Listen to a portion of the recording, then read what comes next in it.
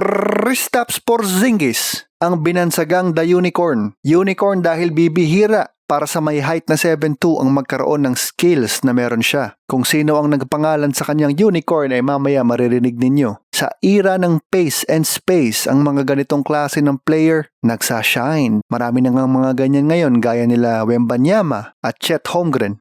Bibihira kasi ang ganitong klase ng player during the past decades. Ang mga big man nga kasi noon sa loob pumupukol. Low post, poste-poste, nagdodomina gamit ang kanilang laki at lakas. Ngayon, yung mga mahabang player na yan, parang gwardiya na kung maglaro. Bago si Porzingis, may ilan namang bigs na may shooting na rin. Gaya syempre ni Dirk Nowitzki na siyang ikinukumpara kay Kristaps nung bata pa siya. Parehong galing sa Europe at komportableng tumira kahit saan. Pero iba kasi yung effect ng pagpasok ng pace and space sa basketball. Naging importante ang outside shooting. Kaya nga yung isa pang 6'9" daw pero 7-footer na si Kevin Durant, binansagang unicorn si Kristaps dahil sa kanyang pambihirang kombinasyon ng talents. Yes, si Kevin Durant ang nagpangalan ng nickname na unicorn kay Kristaps. Si Porzingis ay nagmula sa Latvia. Gaya ng ilang Eurostars, sinimulan niya ang karera sa EuroLeague at naglaro professionally para sa Sevilla noong 2012. Pinangalan ng Eurocup Basketball Rising Star noong 2015 sa edad na 19 years old lamang. Siya na nga ang naging youngest ever recipient ng award. Pagdating ng summer, nagdeklara siya para sa 2015 NBA Draft na kung saan napili siya ng New York Knicks bilang 4th overall pick. Isa itong naging kontrobersyal na pick sa panahon na yon.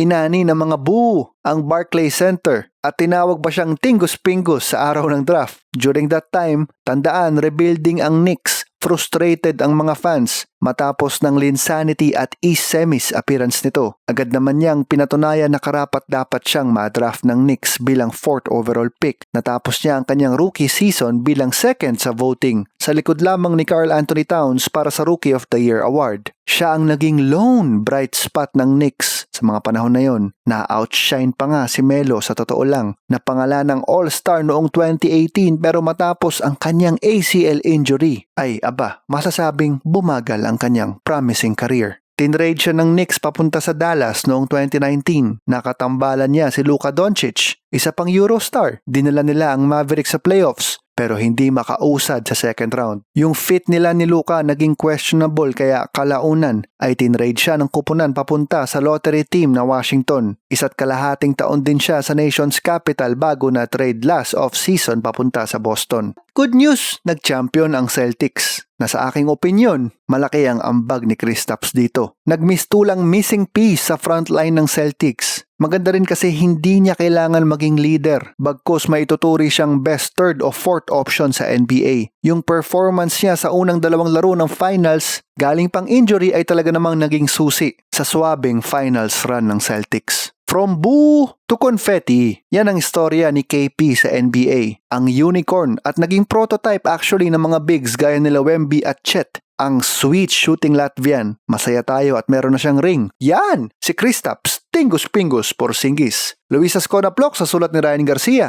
Hanggang sa susunod na episode ng Jump, Balero.